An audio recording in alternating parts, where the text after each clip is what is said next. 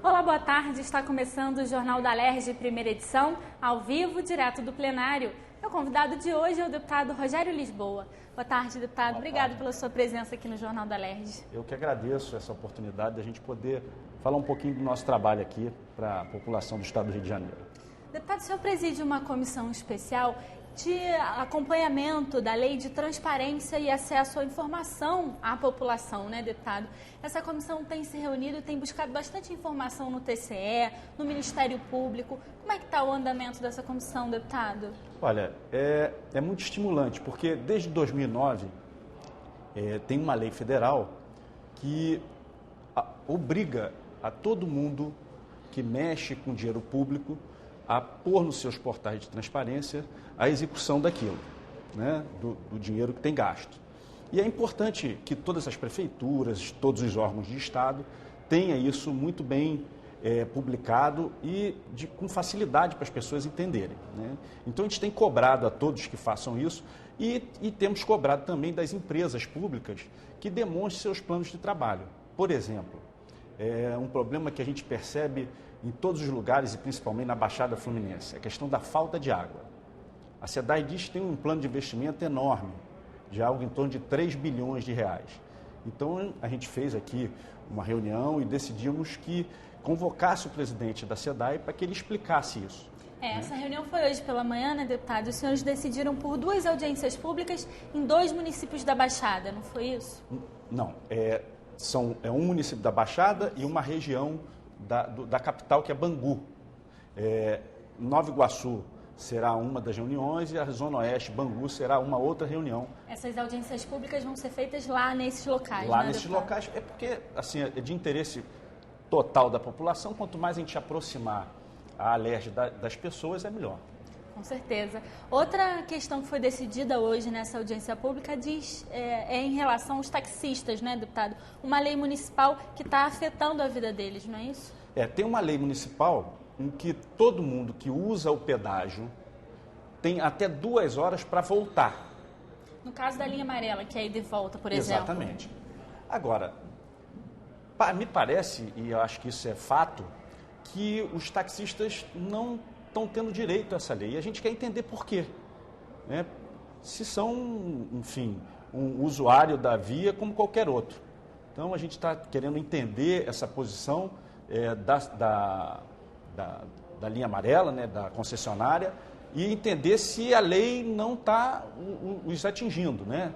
E aí, se não estiver os atingindo, e a população entender, e os vereadores entenderem que é fundamental que atinja também o taxista, aí eles vão rever a lei e a gente vai ter mais esse benefício para o taxista.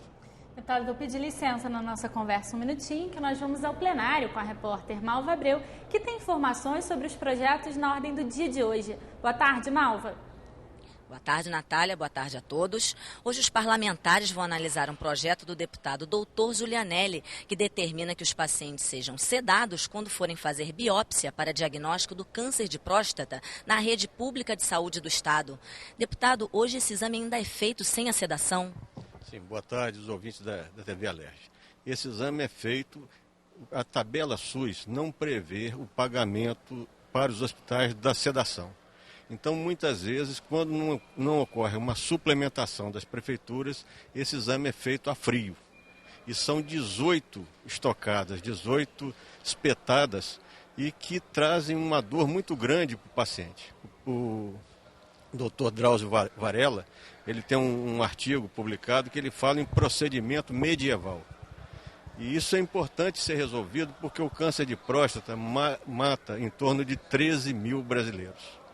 Então, se um paciente passa por uma situação de dor muito grande, em determinado momento, se ele precisar refazer o exame, ele não vai fazer. E com isso, a incidência de câncer vem aumentando. Obrigada, deputada.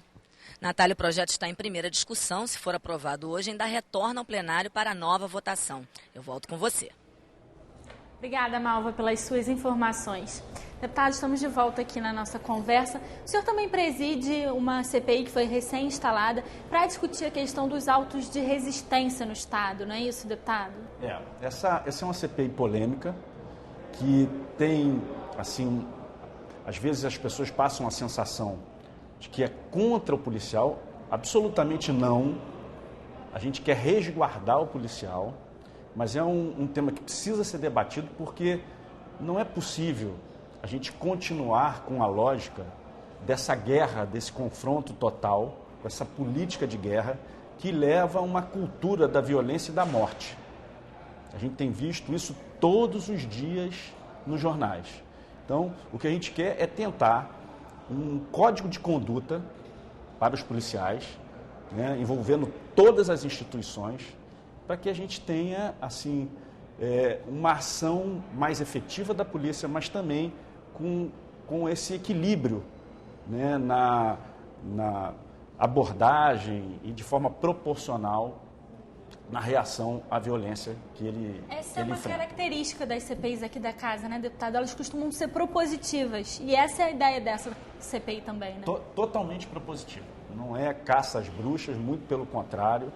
É para a gente tentar propor é isso mesmo, uma forma do policial se conduzir, né, para que a gente não tenha esse avalanche, que é todos os dias a gente vê no jornal uma morte em decorrência de ação policial. E muitas das vezes atingindo civis que nada tem a ver com o confronto entre a polícia e o marginal. Quando o senhor apresentou a proposta para a instalação dessa CPI, deputado, o senhor apresentou dados da Anistia Internacional, não foi isso? Que foi o que motivou o senhor a propor essa CPI, não foi isso? Eu fiquei muito assustado, porque num prazo de 10 anos, só analisando os autos de resistência, a Anistia Internacional percebeu que tinham 8.000 casos. Então, havia em 10 anos 8.000 mortes decorrentes de auto de resistência, de ação policial. É um número elevadíssimo, que eu acho que é um equívoco e eu acho que a gente tem muita chance de corrigir. Agora, tem que haver o empenho de todos. Aqui essa casa, mais o judiciário, mais o Ministério Público, mais as polícias. Todas essas pessoas estão envolvidas nessa discussão dentro da CPI, né, deputado? Todo mundo. Semana passada, nós ouvimos aqui o ISP, o Instituto de Segurança. Foi a primeira audiência da CPI, né? Mais o Ministério Público.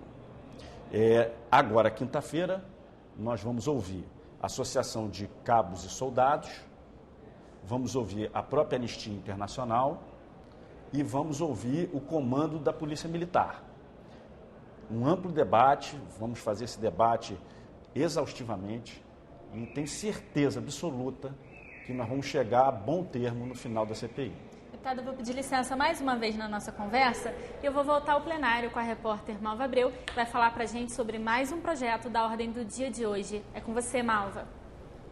Natália, a deputada Lucinha quer que os supermercados tenham um local separado chamado Cantinho do Bom Preço, onde frutas, verduras e legumes feios ou machucados pelo transporte serão vendidos com desconto.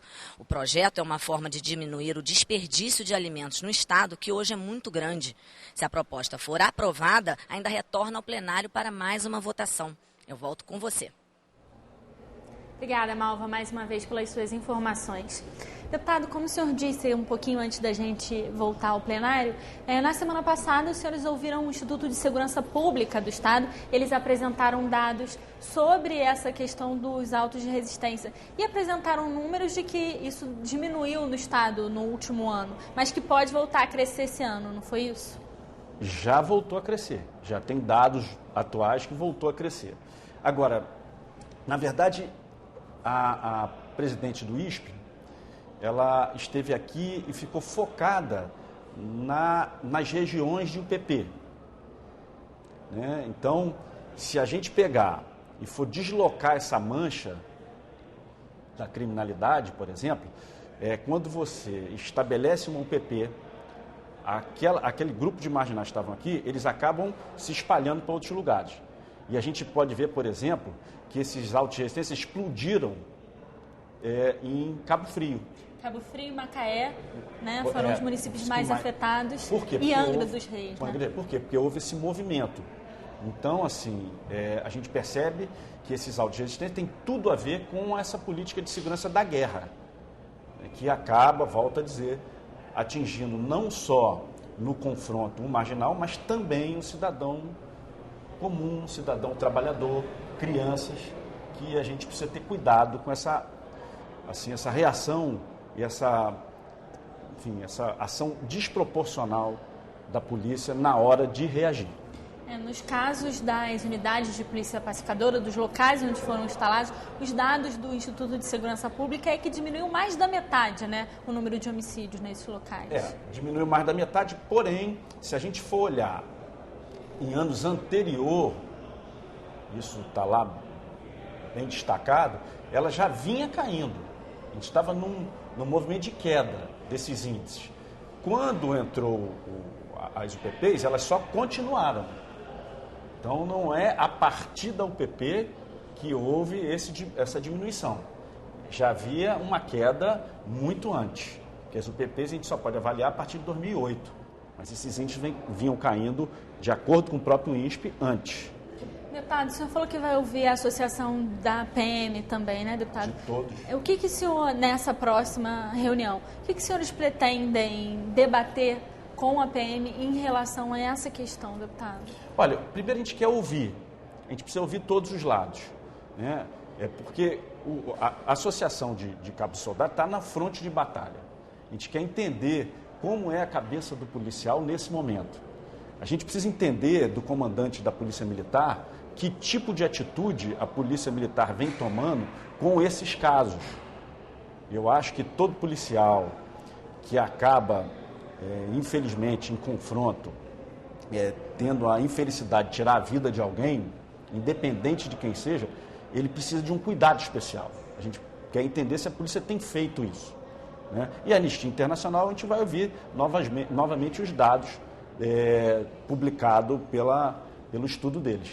Deputado, os senhores pediram também informações relacionadas ao número de munição usada tanto na Polícia Militar quanto na Polícia Civil, né, deputado?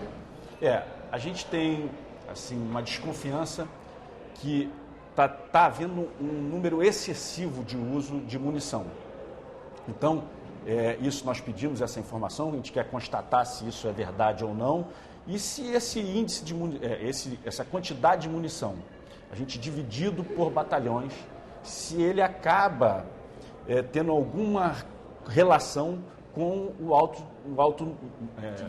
resistência, com o número alto de alta resistência. Porque o senhor também apareceu na última reunião da comissão que, por exemplo, Pavuna, né, é um bairro da cidade que também tem sido bastante afetado com essa questão, né, deputado?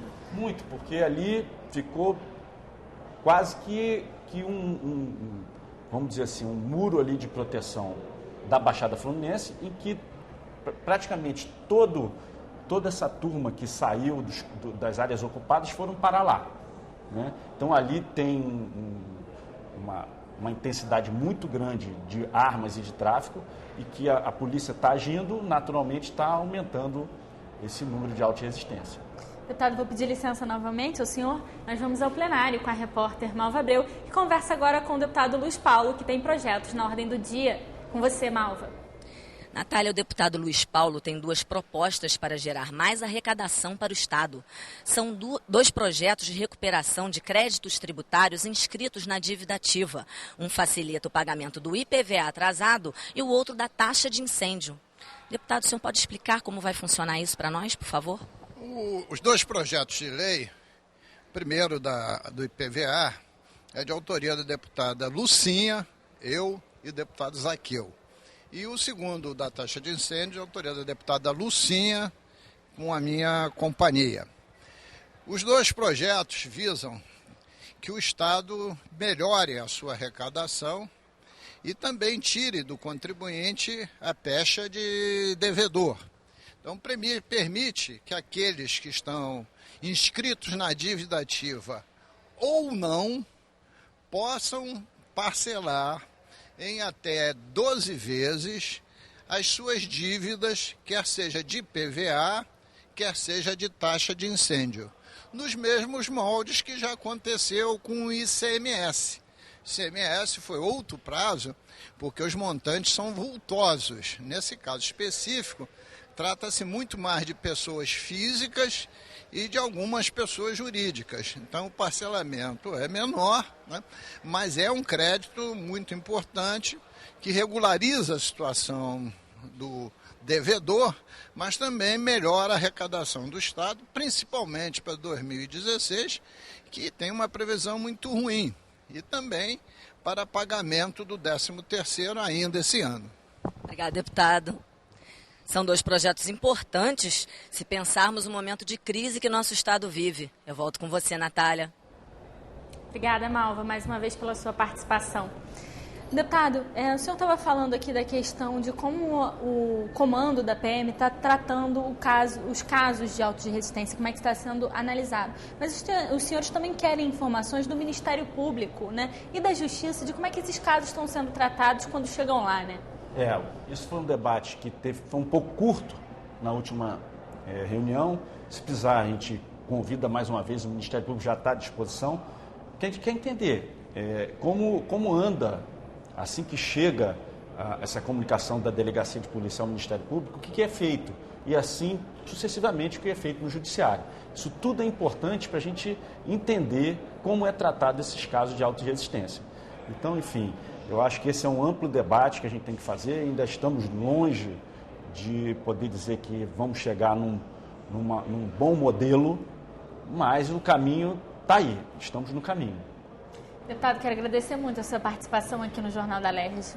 Bom, eu também quero agradecer essa oportunidade de poder estar aqui dividindo com as pessoas que nos escutam e nos ouvem,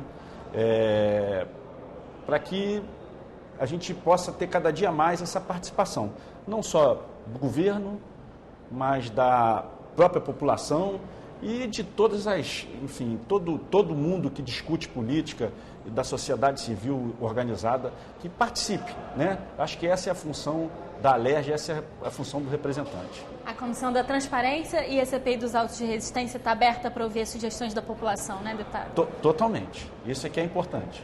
Obrigada mais uma vez. Muito obrigado. O Jornal da Alerj fica por aqui. A partir das 9h30 da noite, você acompanha tudo que foi notícia no Parlamento Fluminense e a transmissão dos projetos do plenário no Jornal da Alerj, segunda edição, às 9h30 da noite. E amanhã, a partir das 2h40 da tarde, eu estou de volta com os projetos da Ordem do Dia. TV Alerj, o canal do povo fluminense. Até a próxima.